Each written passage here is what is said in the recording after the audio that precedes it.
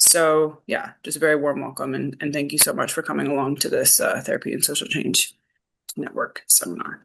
Mary Claire Wilson is an integrative transpersonal psychotherapist, supervisor, group facilitator, and trainer. With over a decade of therapeutic experience, she's lectured and now trains at various counseling and psychotherapy organizations, including delivering modules on race, and power, and LGBTQ plus inclusion. She's a Boston conference speaker, which is the Black, African, and Asian Therapy Network. As a dual heritage woman, she has a special interest in BIPOC mixed and multi-heritage experience. Some previous workshops she's facilitated are How the Dust Settles After Things Fall Apart, named after Nigerian author Chinua Achebe's famous novel Things Fall Apart, exploring how white supremacy created global multi-heritage groups, and on growing up a multi-heritage child, exploring the experience of young multi-heritage identities. Her recent publication on this topic in the BACP Private Practice Journal, September 2025, was titled, I Cannot Behave Like Oil or Water When I Am Neither, I Am Both. So we are very, very, very grateful for you for coming along and sharing this topic. And the theme of today is Untold Stories, working with mixed heritage identities in a racialized world. So thank you so much, Mary Claire, and I'm going to pass it over to you. Thank you, Cassandra, for that introduction. Hello all and welcome. It's really good to see you here on this chilly January evening. So a warm welcome to all. I'll just tell you a little bit more about my mixed heritage identities. So I grew up in West Africa. I grew up in Nigeria. My mother was Nigerian Igbo and my father white British. And I grew up in a small rural town where there were no other interracial families, no other mixed children, very few white people other than my father. So like all mixed heritage people, I had quite a specific experience. It was difficult for people there to know how to place me racially, since there were no other interracial families or mixed children. So I was called often quite innocently by children on the street, Oyibo, which in Igbo means white person. And that was confusing for me because I could see I wasn't white. My father was white. I didn't have the same skin shade as him. I could see I was lighter skinned than my mother's side of the family. So confusing and somewhat painful. I then moved to the UK when I was 10 to another small rural town where there were very few BIPOC people. Again, no interracial families and no mixed children. And I was racialized there in a different way and called different names. So I'm just going to share my screen with you. So Untold Stories, working with mixed heritage identities in a racialized world. I've chosen that quote from Maya Angelou, "There is no greater agony than bearing an untold story inside of you," because I feel like for much of my life, I've borne an untold story inside of me around my mixed heritage identities, a small part of which I've just told you. And I wonder if it may be true for some other mixed peoples, that there's stories that they have inside them that they haven't yet told or had a chance to tell. So mixed heritage experience has been getting increasing attention in recent years, especially following the murder of George Floyd. There may still be gaps in our exploration of mixed heritage experience, of work with mixed heritage clients. And I know that when I was doing my therapy training, so several moons ago, there was nothing about being mixed. And I know that exclusion hurt for me. So today we'll be looking at mixed heritage intersectionality, some mixed descriptors, exploring the experience and concept of monoracism.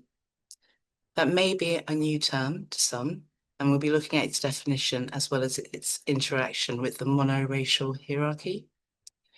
And monoracial means to be of one race or to identify as one race. We'll be looking at monoracism through time, through history, and how it works systemically.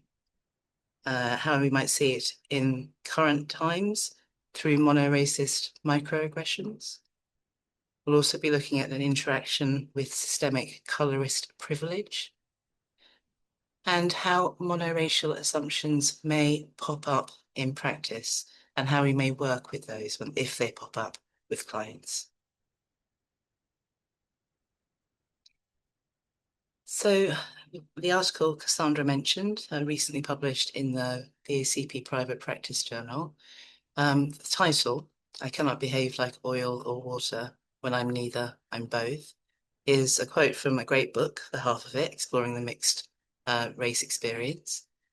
And I like that quote. It spoke to me because there can be an expectation, which we're going to look at more closely, that mixed people choose one part of their heritage. So I spent part of my childhood in Nigeria. I have that culture inside of me. I spent part of my childhood, adolescence in the UK. I have that culture inside of me. So I can't behave like either or neither when I am both. And we're starting to look at mixed heritage intersectionality in considering being more than one thing or another. So Kimberly Crenshaw, who named intersectionality in the late 80s, one definition of it that she gives is that intersectionality is a lens through which you can see where power comes and collides. And part of what we're going to be looking at is how being mixed can create a collision of power around racialized assumptions and hierarchies. So to be mixed may be to exist in intersecting racial identities, and that challenges racialized hierarchies that often depend on keeping races separate. And binary logic, the idea that, again, they're either one thing or another, this or that. In this case, may be literally black or white. So when we're thinking about intersectionality and our work around intersectionality, we're thinking about how we're all many things at once. Mixed people can inhabit an intersection of privilege and marginalization. So holding systemic privilege in one racial background, which may be a background that is of the global north, while simultaneously being oppressed in another racial background, which may be one that is of the global south. And it's also worth saying, and the reason I chose the photo at the start of the presentation was to show the range, the spectrum of mixed heritage identities. In the past, there may have been a tendency to think of mixed as mixed black and white, when actually, of course, being mixed involves a whole range of races, nationalities, ethnicities, cultures.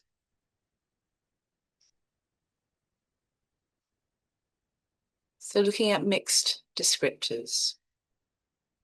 In the past, mixed descriptors were limiting, externally assigned, often pejorative, insulting, and othering, dehumanizing rather than chosen. So some examples of those othering descriptors that we used in the past, terms we would consider offensive today, such as half-caste, quadroon or octoroon, which define are based on blood quantum fractions. So quadroon meaning a quarter BIPOC blood, and octoroon meaning 1/8 BIPOC blood. Or a word like mulatto, which was used through many of the colonized countries during colonization.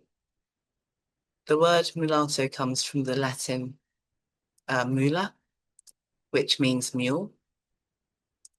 And a mule is the sterile offspring of a donkey and a horse. So there's some implications in there, something about a wish that mixed heritage people wouldn't reproduce. Nowadays, contemporary self-definition is chosen by the individual. I respect all choices are to be respected. And those self-definitions may combine intersections of cultural, racialized, national, and ethnic identities. And they may also change over time or change in context. So I've just given a few examples there. Of course, that list is not exhaustive. And draw attention to the last descriptor or self-definition, which is monoracial. So somebody who has a mixed heritage background may choose to identify monoracially. And that may be a response to social racialization. So they identify as they're perceived by society or treated by society. It may be a response to being raised primarily in one cultural context. So their self-definition, self-perception is as somebody who's monoracial. Or it may be due to expressing solidarity with a shared racial history. Choosing to identify as monoracial may also be a protection from monoracism, which we're going to be looking at next. So not having to perform mixedness or face some of the monoracist microaggressions, which we'll also be looking at. So somebody with a mixed background choosing to identify as monoracial, it's not a sign of confusion around their racial identity or a denial of their mixed background.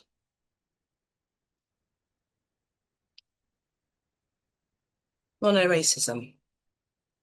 So while monoracism as an experience has existed throughout the early modern period and into contemporary times, the term monoracism was coined by Johnston and Nadal in 2010.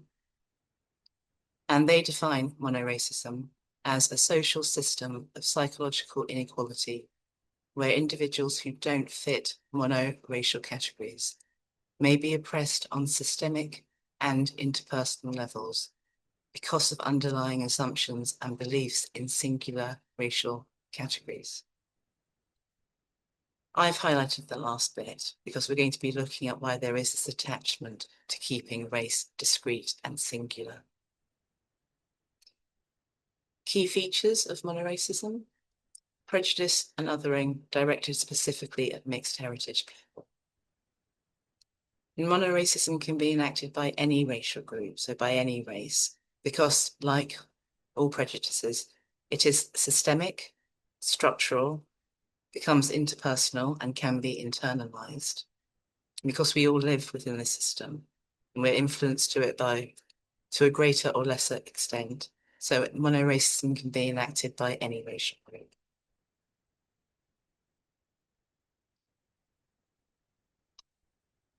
Trevor Noah, if anybody doesn't know him, he's a writer and a comedian.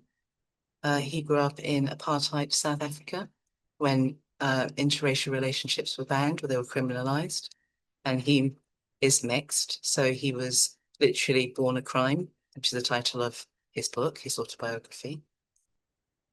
And in this quote, he starts to capture the reason that race mixing isn't approved of by the system, by systemic structures.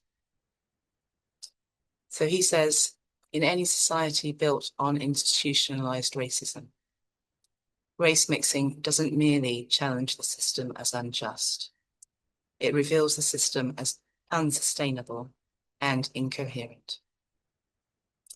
Race mixing proves that races can mix, and in many cases want to mix. Because a mixed person embodies a rebuke to the logic of the system, race mixing becomes a crime worse than treason. So again, I've highlighted that last bit. A mixed person embodies a rebuke to the logic of the system. He's referring to the monoracial system. So let's look a bit more closely at what that means.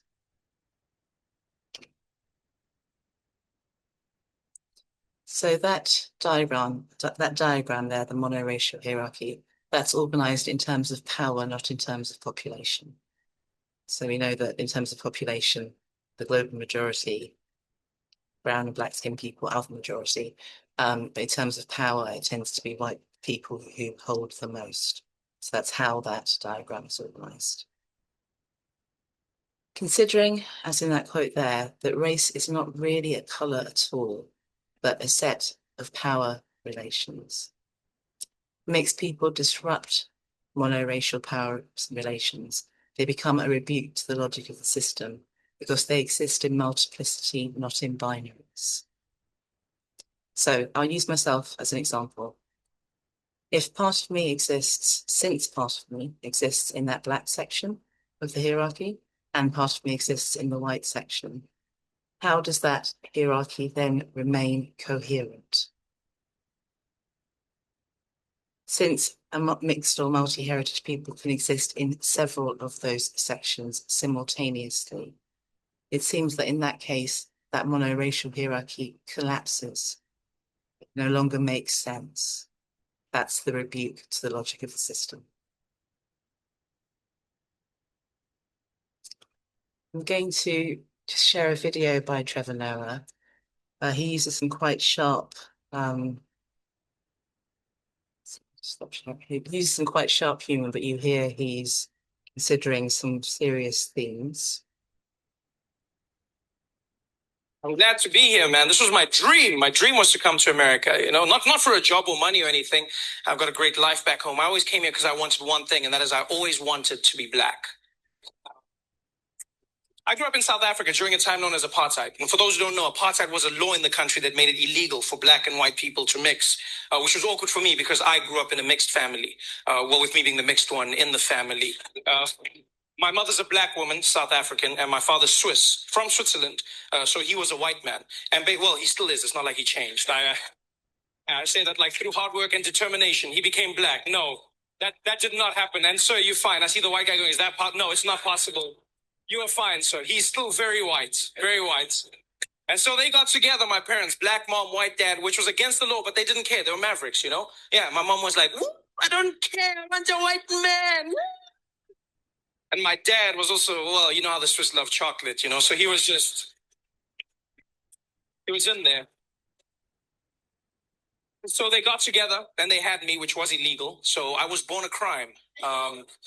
Which is something they never thought through, because as a family, we didn't live together normally. Like in the streets, my father had to walk on the other side of the road, and he could just wave at me from far, like a creepy pedophile. My mom could walk with me, but if the police showed up, she had to let go and act like I wasn't hers every time. Like, woo! Like, it's not mine. It's not mine. Felt like a bag of weed. And one fateful day, you know, because I was never given a race, I was never called black, never called white, I had the privilege of meeting an American. And he said to me, well, you know, Trevor, it's funny you say that, because if you come out to America, they'll label you as black. I said, really? He said, hell yeah. Everybody's black out there. I was like, well, I want to be black. Yeah. I bought myself a plane ticket because I found out it's true. Mixed race people are categorized as black in America. Yeah. The only catch is you have to be successful first. Before that, they call you mixed, achieve success, and you get upgraded to black. All the famous mixed people have done it. Singers like Alicia Keys and Mariah Carey, mixed, but they say black, right? Tiger Woods, mixed, but they say black golfer. The most famous mixed person on the planet, Barack Obama, mixed, half and half, but you say your first black president. When he was running, he was the mixed candidate. Now it seems obvious. People are like, yeah, he won. Back then, nobody believed he would win. I remember comedians dissing him. They'd come up, yeah, how many of y'all seen that mixed race fool running for president? Y'all see that crazy ass mixed fool? Some mixed fool gonna come in. Even a black man can't win. This mixed fool thing gonna win. He gonna win. Ain't no mixed fool. Ain't seen no mixed fool coming out here winning in the United States. That mixed fool, that mixed fool. And then he won, and all of a sudden they were like,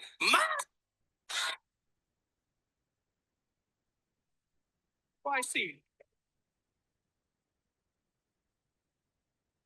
And I wanted black. I bought myself a plane ticket. Yeah, 18 hours of flying. That's what I had to sit through. 18 hours of nonstop flying. I didn't sleep a wink. I sat on that plane and I watched every single black American movie and TV show I could find just so I could practice being black. I was not going to mess up that black opportunity. I just sat there like a madman in my chair, just like watching movies, practicing. Yeah, nah, man. Yeah. Oh, you laugh, but I landed in Miami and I was fluent in my black American. For shizzle my nizzle. I was just, yeah. So black. I was even laughing black. I was like, ha, ha, ha. Yeah, my man. I was super black. Till some guy came up to me and was like, oh yeah, papi. Yeah. 18 hours of flying and I still wasn't black. I was Puerto Rican. I'm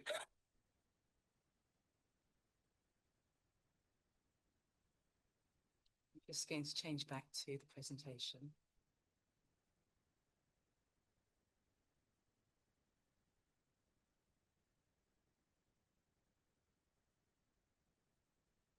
So, using quite sharp humour, Trevor Noah is also speaking to some very serious themes. So he's considering issues of mixed belonging in a monoracial system. So he wasn't given a racial category in apartheid South Africa, and hence the wanting to be black in his journey to America. Maybe something about trying to fit in and trying to find where he belonged. He's considering monoracial categorization or choice. So how Barack Obama may have been racialized by others, and how Barack Obama may have chosen to identify. So I want to be really clear, whatever jokes Trevor Noah was making there, Barack Obama made a conscious choice to identify as a black man. He has a mixed background. His father was black Kenyan, his mother white American, and he made a choice to identify as black as a conscious political and ethical choice to align with the shared history of struggle, with the struggle of black people in America. And he himself describes his racial identity as being contextual, relational, and evolving. And it was also formed through his lived racialized experience in a monoracial society. So he was treated as a black man, often in America. So for a combination of those reasons, he chose to identify as black, and he was America's first black president. So I was thinking about, when we were talking about why somebody with a mixed background might choose to identify monoracially. Trevor Noah was considering issues of racial ambiguity. So he was seen as Puerto Rican and landing in America after that 18-hour flight. And with me thinking about why racial ambiguity is disliked by the monoracial system. And historical monoracism. So in apartheid South Africa, bans on interracial relationship. And as we go on to look at monoracism through time, it's not the first time interracial relationships have been banned. So anti-miscegenation laws, which mean bans on sexual intercourse between races, were first enacted in colonized North America in the 16th century, parallel to the invention of race. So very soon after race was invented as a social construct, stratifying human beings on the basis of skin color and phenotype, so skin color and how they looked. As soon as race was invented as a construct and as a concept, there was a realization that race mixing would be challenging the power hierarchy created by the invention of race. In colonized Australia, again, there were anti-miscegenation laws, bans on sexual intercourse between races, and those were ignored as they were in most colonies. And as a result of those bans being ignored, the Aboriginal Protection Act authorised the forcible removal of mixed heritage children from their Indigenous families, their Indigenous mothers. And the official policy was removing those mixed children to breed the colour out of them. The idea was that when they grew up and left these orphanages, they would marry low status whites, and then eventually, through generations, they would become white, so monoracial, supporting the monoracial system. So the stolen generation was created, up to 100,000 mixed children taken from their Indigenous families and put into orphanages. There was a similar abduction in Belgium colonized Congo, now the Republic of Congo, in the 1950s. In North America, under enslavement, the one-drop rule was created. That was initially an informal rule. It was later codified into law in several states. And the one-drop rule stated that one drop of black blood made a person black. So that retained enslaved numbers and also maintained the monoracial system. So there was no room for multiplicity. A mixed person with black blood would be defined as black. And the one-drop rule reverberates in America today. The eugenics movement, which gained force in the 19th and early of the 20th century, mixed peoples were positioned as physically and psychologically degenerate. So eugenists like Marie Stopes, through pseudoscience, measuring the head size of mixed children, for example, then decided that they were psychologically and physically inferior to monoracial. In the UK, the Fletcher Report was published in 1930, very influential at the time, and that called mixed children children of sin and a social menace. So note the social menace being that they are a challenge to the racialized social structure. So those are just a few examples out of many through history. Interracial marriage, banned by state law in the US and only overturned in 1967, so only 50 years ago. And that ban on interracial marriage was overturned by the Loving couple.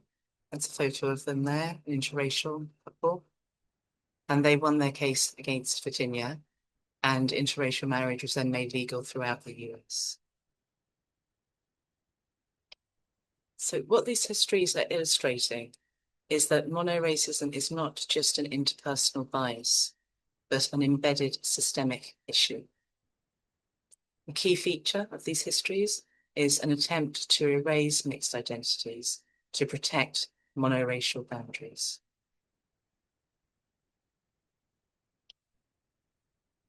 And starting to look at how monoracism may appear today, looking at microaggressions, which you'll be aware are subtle interpersonal interactions that convey powerful negative messages about specific groups of people, whether intentionally or not, so whether consciously or unconsciously, enacted by the people who convey these messages. As we start to go into looking at monoracist microaggressions, just to differentiate between racist microaggressions and monoracist microaggressions.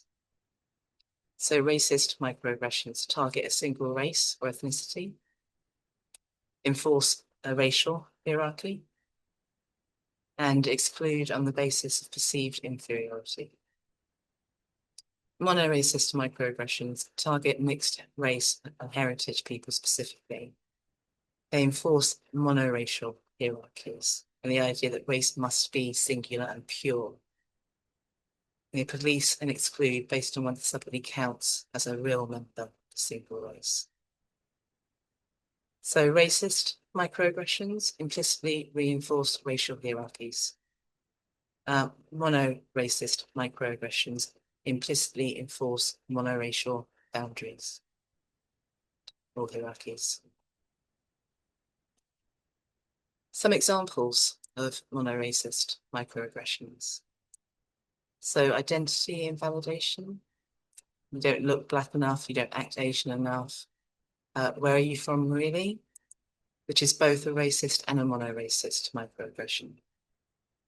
When a mixed person is asked, where are you from really? It can be an attempt to pin them down racially. So when we're thinking about racial ambiguity earlier, if somebody presents as racially ambiguous, where are you from really? And the dehumanizing question, what are you? Become attempts to place them in a monoracial category.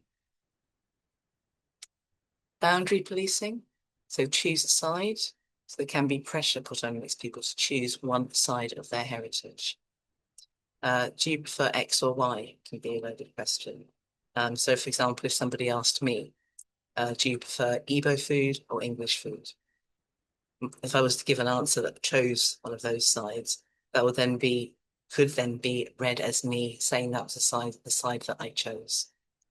When in fact my answer would be, I like Igbo food and I like English food. Depends on the dish. And in fact, I like lots of cuisines. So for me, I can't choose a side. Coded language or racialized insults. Things like Bounty Bar, Oreo Bar, which imply a person is brown on the outside but white on the inside. Conditional acceptance. So acceptance withdrawn once a mixed heritage identity is revealed. So you didn't tell me you weren't white, Chinese, black, whatever the race, ethnicity, or nationality might be. And that can lead to a volatile scenario. The person who's discovered the mixed heritage identity may feel like they've been tricked. I mean, they haven't been tricked, but that may be how it makes them feel. And then the racial punishment can be enacted, and that racial punishment may range from microaggressions, such as, so you must like fried rice, or you must like rap music, through to macroaggressions, such as racial slurs. Another form of racial punishment is exclusion. So the person of mixed heritage is no longer invited into or allowed into monoracial spaces. Objectification and fetishization are monoracist microaggressions. So things like, you look so exotic, I love your skin color, mixed babies are the most beautiful, with the emphasis on appearance rather than who the person is, humanizing. Your proof society is moving on.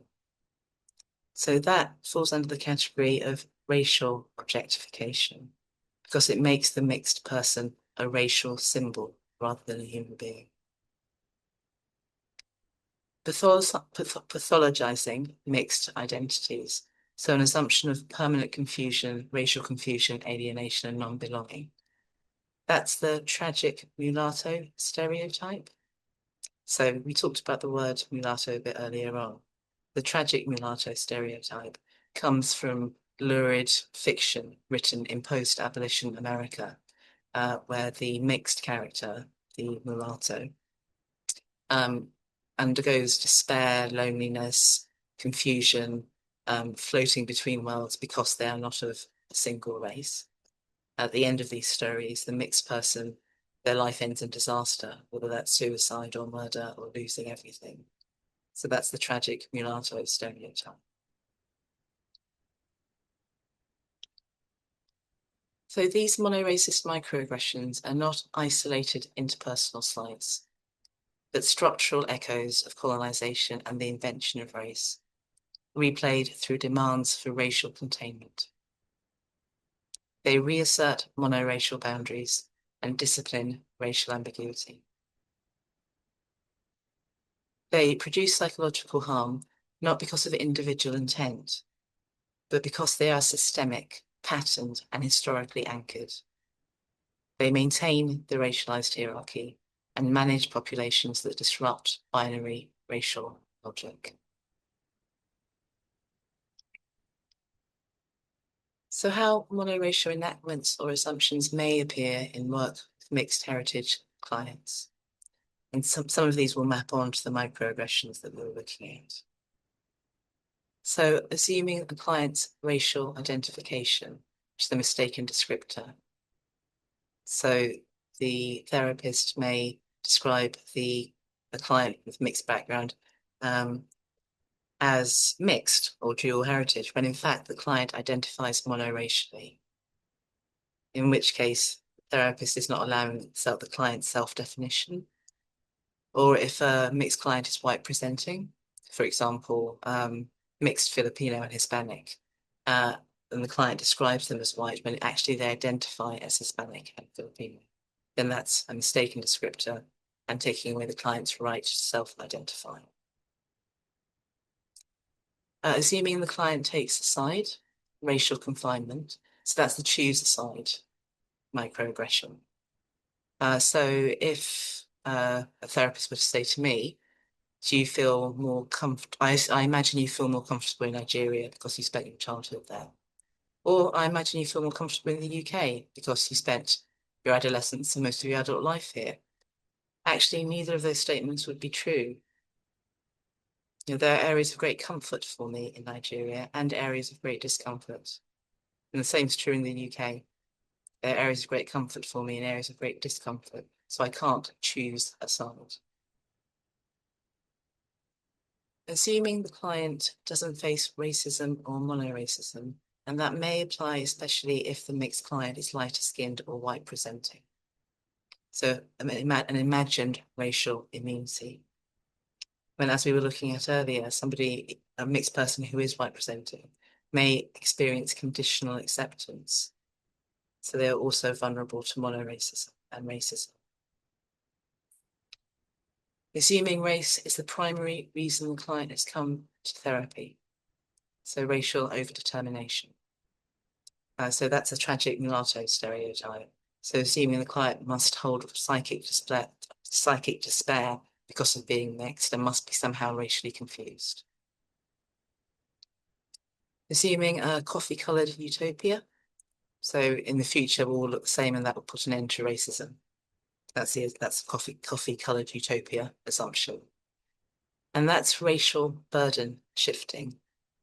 And that's because it puts the pressure to end racism on mixed people, rather than it being the responsibility of us all. Assuming comfort with systemic, colorist, featurist, and texturist privilege. So imagining that systemic privilege negates harm. I want to look a bit closer at systemic, colorist, featurist, and texturist privilege and its impact on all races. So colourism, the term was coined by Alice Walker in 1983.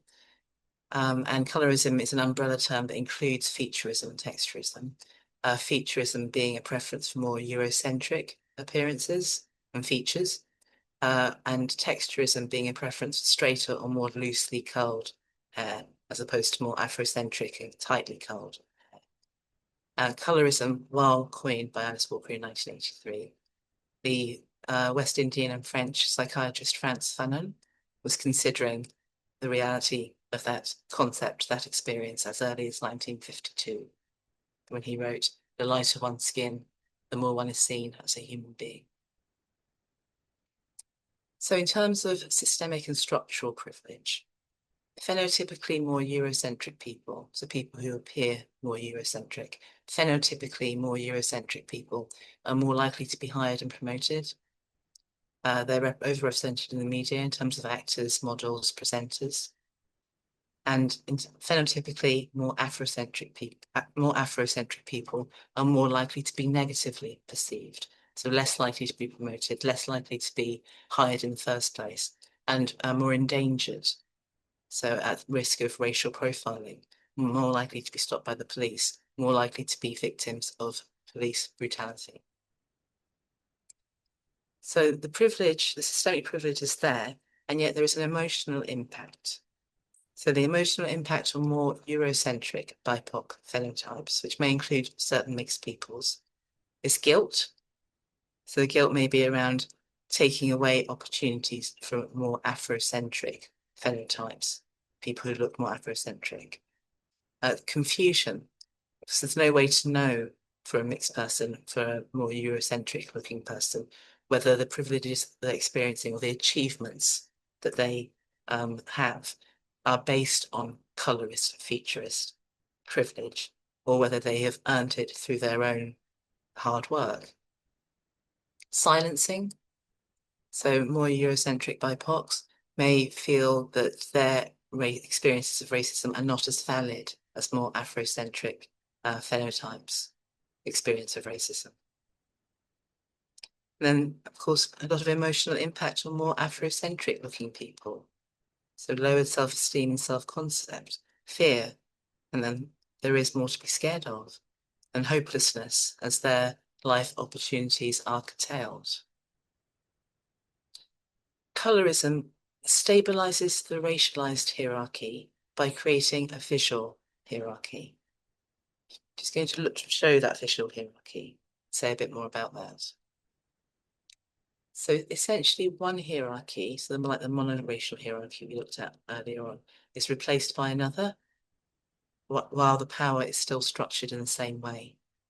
So colourism stabilizes the monoracial and racialized hierarchy, preserving white supremacy by allocating privilege according to proximity to whiteness. So colourism keeps whiteness at the top. The colourist hierarchy is able to visually position racially ambiguous people, who may be of mixed race, into fixed colorized identities. So they can pin them down in some way, maybe not through race, but through how they appear. So it maintains a structure similar to those of a monoracial hierarchy. So the colourist hierarchy leaves the racist system itself unchallenged.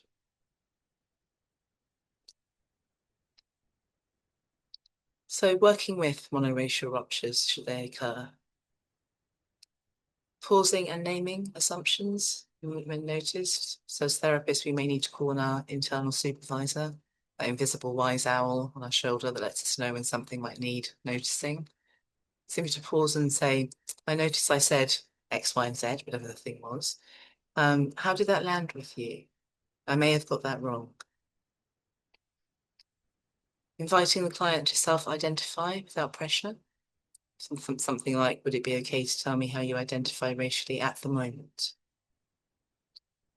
Explicitly validating non-singular identities. So, letting the client know things like how you're read doesn't define you, it's about how you define yourself, or being treated monoracially doesn't invalidate your mixed experience. Separate having systemic privilege from having complex feelings about it. That's what we were just looking at, so some of the complex feelings that come with having systemic privilege. Using race as one axis, not the only axis in formulation. So coming back to intersectionality, you wouldn't use only gender or class or sexual orientation or ability or disability as the only axis in formulation. So equally, we wouldn't use race as the only axis, we'd use an intersecting approach. Acknowledge that race mixing doesn't equal racial equality. And validate lived racism and monoracism without minimizing. So if a client were to report, for example, one of the objectifying microaggressions, like saying they were complimented on their skin color or told they looked so exotic, if the therapist were to say that must have helped your self-esteem, or that sounds like a compliment, that would then be a minimization of an experience of monoracism. Equally, if the client wasn't aware that something had been said to them that was a monoracist microaggression, it may be part of the therapist's responsibility to bring it to their awareness. So when you tell me that, it sounds like there are some monoracial assumptions in there. Might be something that could be said to a client reporting a microaggression who's not aware of the dynamics underneath it. So to move towards the end, quote from the great bell hooks. So beloved community is formed not by the eradication of difference, but by its affirmation. By each of us claiming the identities and cultural legacies that shape who we are and how we live in the world. I'm just going to close with a poem that I like, that I think says something about celebrating, affirming and embracing all the different identities, all the different ways that we can choose to be. So I'll read it out first. So it sounds different sometimes hearing a poem and then show it on the slide. So this is called God Says Yes to Me by Kaylin Hort. I asked God if it was okay to be melodramatic, and she said, yes. I asked her if it was okay to be short, and she said, it sure is. I asked her if I could wear nail polish or not wear nail polish. And she said, honey, she calls me that sometimes. She said, you can do just exactly what you want to. Thanks, God, I said. And is it even okay if I don't paragraph my letters? Sweet cakes, God said. Who knows where she picked that up? What I'm telling you is yes, yes, yes.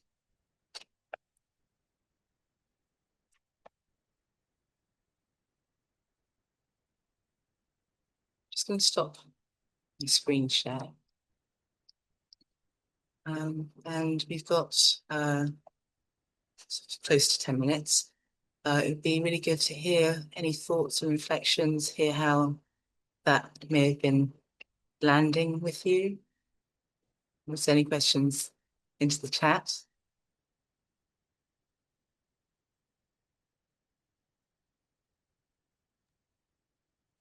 People can feel free to come in and just put their Zoom hand up or their physical hand up. And if you want to put a question into the chat, feel free to do that too. But thank you so much. And also for anchoring it with a poem at the end. It just really brought it home. So thank you for offering that as well.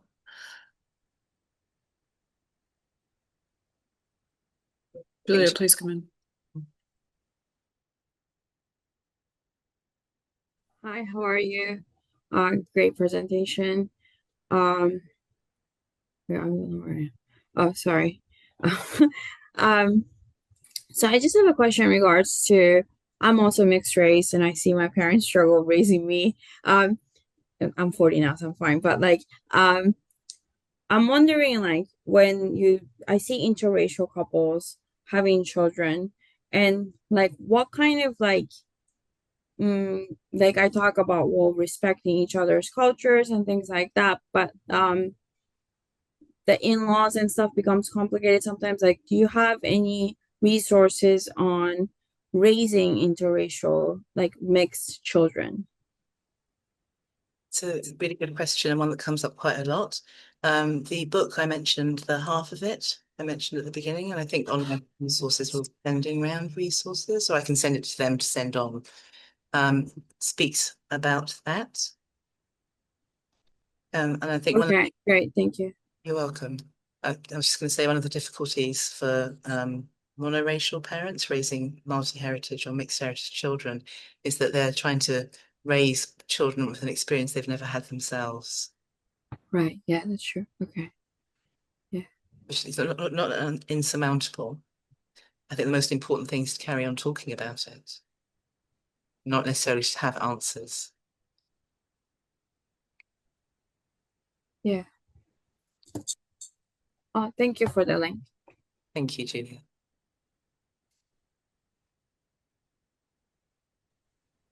Please come in, Paul. Thank you. Thank you, Mary Claire, for a really wonderful stretching of the landscape, which is much needed. I was kind of thinking particularly around the intersectionality aspect. And one of the conversations that I don't hear so much is that intergenerational experience and the language and communication between, each generation particularly I'm thinking more city rather than kind of rural. But in the I work in a college, and there are young people that are evidently from everywhere, and there's a celebratory aspect of that and a kind of ownership. So I'm just wondering of that disconnect between a generational experience and a present experience, particularly in the digital age where information is just available and intersectionality gets pulled and pushed. So your question is around the kind of intergenerational experience and conversation, the different experience between we're looking from Windrush generations and subsequent generations to now, in particularly in London, I'm thinking more specifically, that there's an interaction between people who have got very different identifications in terms of cultural heritage, national heritage, religious aspects of their identity. So there's a blurring, and I'm very conscious about that sort of spilling a little bit into the coffee-coloured utopia. But there's a celebration that identifies exactly who these individuals are that I think is confusing for older generations. I hope I'm kind of making sense. It's just a different experience and the gap between. Yeah, it's sort of both and, isn't it? Yeah. Suppose that there are gifts to being mixed heritage, and there's much more awareness of that now, as you're saying, with social media, the digital world, particularly in the cities, and sort of more enjoyment of that sort of cross-fertilization around what intersectional identity we're talking about. And that I think that can coexist with experiences of mono-racism.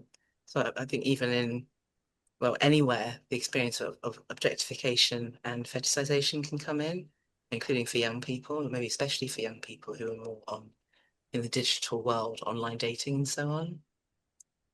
I agree. And I think particularly what resonated was in terms of younger people, the kind of push towards having that exotic person as a model or representing some sort of produce. So the kind of idea of misusing that mixed or dual heritage. Yeah, absolutely.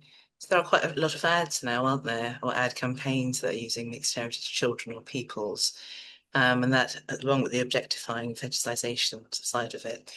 So there's a popularity now for mixed people. So does that mean there's going to be a foot that drops where they stop being popular? Yeah. So, Yeah. It's an interesting question. Thank you so much. I really enjoyed your presentation. thank you, Paul. Philip, please feel free to come in. Thank you. Thank you, Mary Clara. It was a really excellent presentation, I thought. Um, I'm wondering what your thoughts are of working with people who identify as dual heritage, but would say they haven't experienced either racism or monoracism. And the reason I'm asking is because although I very much respect my client's perspective, and I very much question whether that could happen, really, I suppose, in my experience of life. And I have had the experience of clients maybe have an underlying unease that they don't attribute to any form of racism at all. Few questions around how to work with somebody of dual heritage who feels they haven't faced racism or monoracism. Mm, Right. Mm. Might there be something they're trying to protect themselves from? yes. Yeah. But I don't know if it's my role necessarily to, I could make the suggestion, but I don't know what then happens when somebody's quite emphatic that that's not their experience, other than being with their experience as they see it. Well, you sort of said you found it a little bit hard to, I'm not sure how you phrased it, but a little bit hard to believe. No, I wouldn't say believe, but I would say I think because I think consciously probably that they haven't experienced that. But I think that unconsciously, I would imagine they have experienced it. So I suppose on a case by case basis, it's a bit of, when, how, and if to Mm, gently come up against that belief or whatever the unconscious defense is. mm. So I'm not sure I'm telling you anything you might already have thought of, but I'm just thinking about, how would you work with any unconscious defense in a client? And this one may not be different, may not need to be worked with differently than another unconscious defense. Mm. Okay, thank you. Thank you, Paul. We have one more hand, which is Rebecca. I'm just keeping an eye on the time because we usually go to about 6 for this section, but we take a 5-minute break at 6. And if anyone wants to stay on to continue the conversation, because I have a feeling I just see a message in the chat, so I'm sure there's a lot of thoughts and feelings. So please do stick around. But Rebecca, please feel free to come in and ask your question.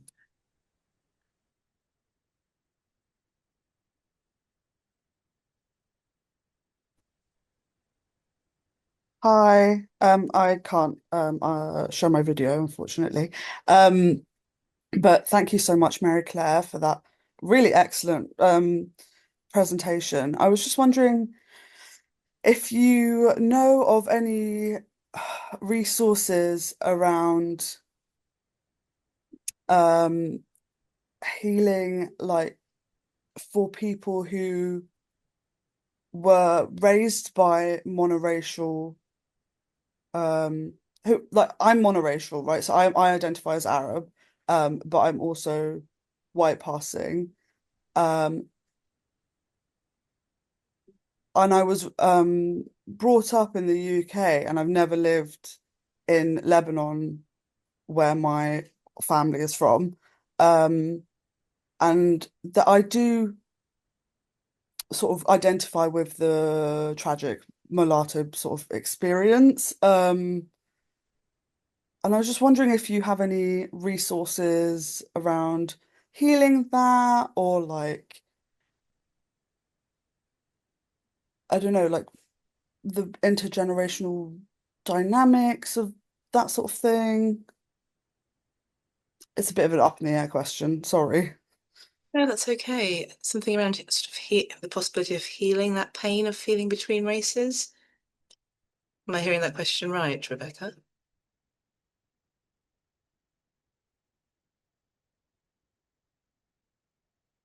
Can't hear Rebecca. Yes. Um,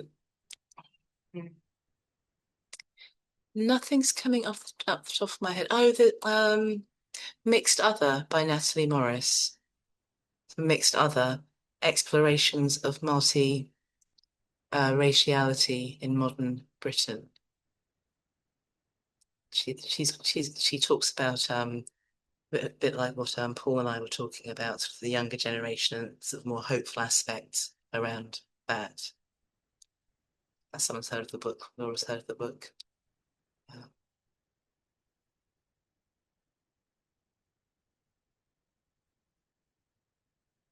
So I'm aware we're at time, I think, Cassandra. Yes, we are. We're just about a minute to spare.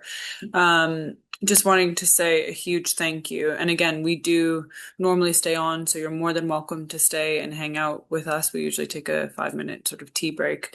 But just wanting to say a huge thank you to yourself, Mary Claire, and yeah, I think starting the year off with our seminars with this was amazing. And there's quite a few comments in the chat. So please do everyone stick around and have a read because there's ongoing questions. So maybe we can pick them up in a couple of minutes. But I'll put your website again in the chat if anyone wants to get in contact with you further. I also noticed that you have a podcast. So if there's any link that you could provide to that and want to pop it in the chat, that would be amazing. So thank you so much.